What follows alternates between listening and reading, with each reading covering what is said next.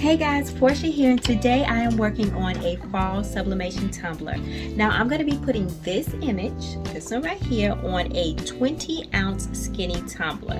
I did create the design myself, so if you're interested in that, I'll go ahead and pop the link to the video right above us, and then I'll place it in the description for you guys as well. Once we're done with sublimation, I am going to move on to adding in a little bit of glam, and then we will finish the tumbler off with some gloss. So I'm kind of excited to see how this one is going to come out. So let's go ahead and get started. All right guys, so we are wrapped nice and tight. So I got my image on here, and then I added a layer of parchment paper to protect our press. And I want to give a shout out to Miss Celeste Renee. She said, hey Portia, how exactly do you do your tumblers in the mug press? So one of the first things you need is something to compensate for the space inside of the press, because we know this is made for mugs and not for tumblers. I use this heat resistant mat that I picked up from the Dollar Tree, and it's like heat resistant up to 500 degrees. The press goes up to 400, so we're good on that. And what I'm gonna do now, I use my tape line as a guide. I do 3 rotations, and it's 3 overlapping rotations at 30 seconds. So I start with being able to see the tape line, and now rotate 30 seconds, rotate 30 seconds, rotate 30 seconds. Then I'm going to flip it over again, and again using the tape as a guide, 30 seconds, 3 rotations, 30 seconds each rotation. So I hope that made sense. 30 seconds for the top, 3 overlapping turns, and 30 seconds for the bottom, 3 overlapping turns. So what I'm going to do is first go ahead and add this in here. And I like to do it like this. And now when I put it in here at first, it is going to be nice and tight. You're going to want to pay attention to where the press is going to meet. Exactly where it's going to meet your tumbler. So as we can see, I'm paying attention to my tape line, and it meets the tumbler here. So this is the first side that is going to get pressed, and then we'll do 30 seconds.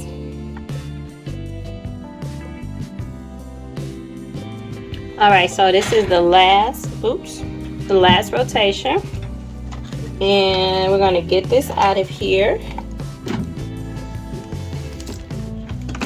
Okay, so I just like to let this cool off to the touch, and then once it's all cool, we'll come back and unwrap together.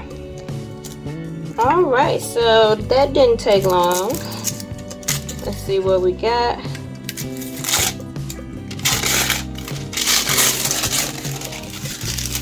All right, guys, so we are looking good. I hope you guys can see that. So far so good. So I do have a little bit of transfer. I got to figure out why that keeps happening. Eventually I will, but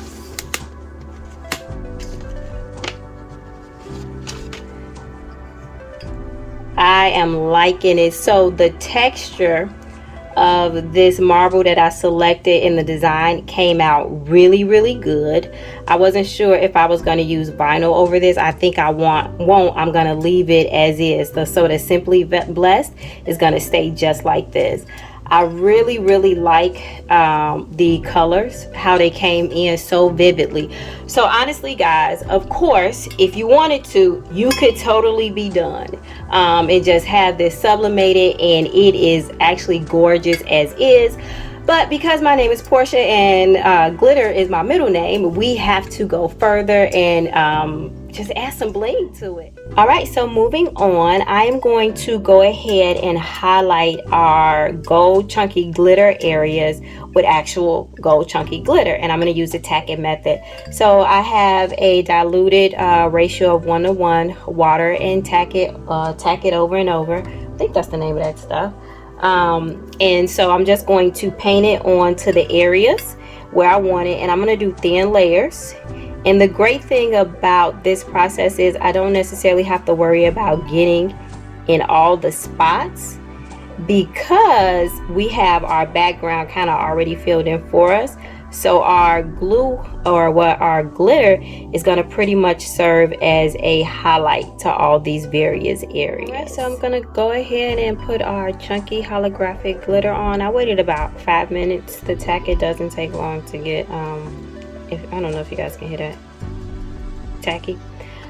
So again, all we're doing is adding the highlights, so we don't have to worry about like, oh my god, it's not really filling it in all the way, because we have a background already that's doing that for us. So I'm just going to shake, shake, shake in all the areas that I want a little bit of chunk. Alright, so now we are just going to lightly rub it in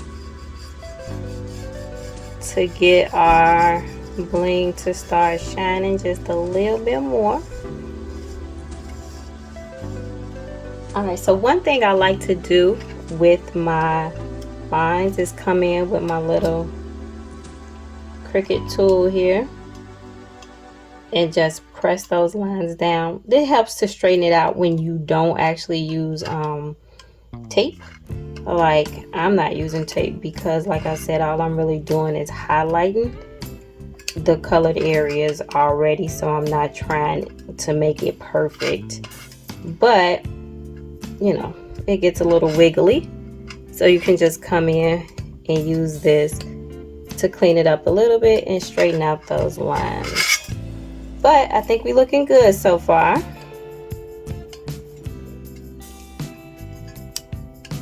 Let's go ahead and move on to coloring in our 5 bands. So now we are going to go ahead and match up our glitter to our color blocks.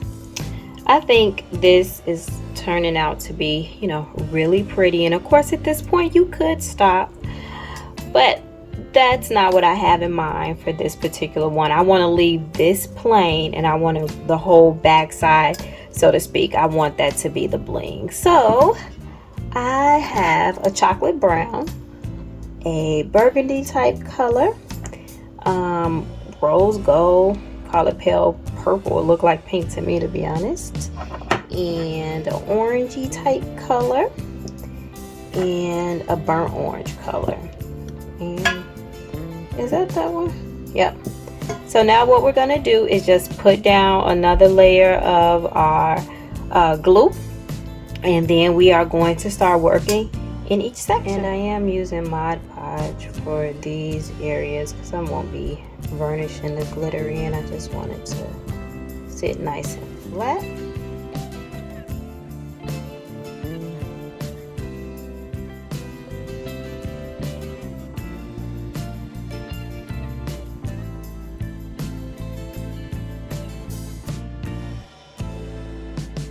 So, what do you guys think? I'm feeling this so far. So let's do a little bit of a rotation here. This totally says, you know, like Thanksgiving, leaves on the trees, all that other stuff. So these colors I really like this palette. I really do. It's definitely different than what I normally would have gone with, but yeah, it's working. But I have just made a last minute decision because I was going to move on to my flood coat, or my final coat, or the thick layer of resin. Instead, before I get into that, I'm going to go ahead and spray this with a clear coat of the spray paint. The reason why I'm going to do this is because I've used so much glitter and I don't want it to run all over the place when it is time to do my resin. The last time I did this, that happened, and it happened a little bit. It wasn't too bad, but this time we're dealing with a neutral color background and all these different glitters, and I can only imagine if I don't set this in place, this is gonna run. So I'm gonna go off camera, set this in place, and when we come back, we'll be ready for our. So we are set up on our tumbler. I have mixed about an ounce of epoxy resin, and I'm using a 1-to-1 ratio. And it is set and ready to go. So let's get our tumbler spinning. I like it to spin towards me. Sometimes it makes it feel like it's easier to catch the resin as you pour it, but I don't know because I still always mess up. So let's get to pouring.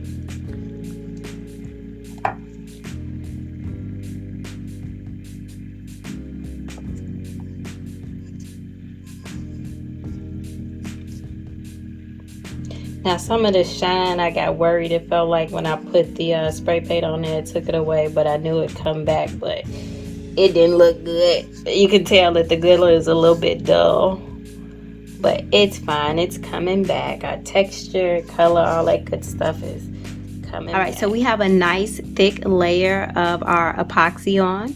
We're going to let this spin overnight, and then when we come back, we'll go ahead and take a look at our final results. And it's time for our Tumbler's close-up. Our project is all complete. I really like how the resin brought out the different tones and the texture of this background that we selected here. I think that is really pretty. I like the contrast between the holographic glitter and the fine glitter.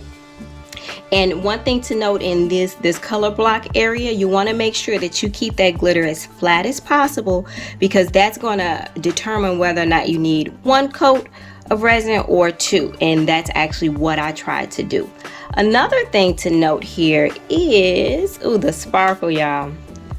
I was trying to prevent our glitter from bleeding into this area, and I didn't do such a good job. You see, it's in there pretty good. But that's okay. It's a lesson learned. So perhaps I needed more layers of spray paint because I was definitely impatient. I was ready to move on to resin. Or I should use a different product. I don't know. Or maybe I should have let it dry longer than I did in between coats. Whatever it is, if you guys know, you let me know. But I'm not mad at it. I think it came out all right. You know, I'm not mad at it. Well, actually, I think it came out more than all right. I really like this. So yeah, guys, this is all I have for you today. If you got any questions, concerns, emotional outbursts, let me know. If you haven't done so already, go ahead and hit that like button. I totally appreciate it. And as always, until next time, peace.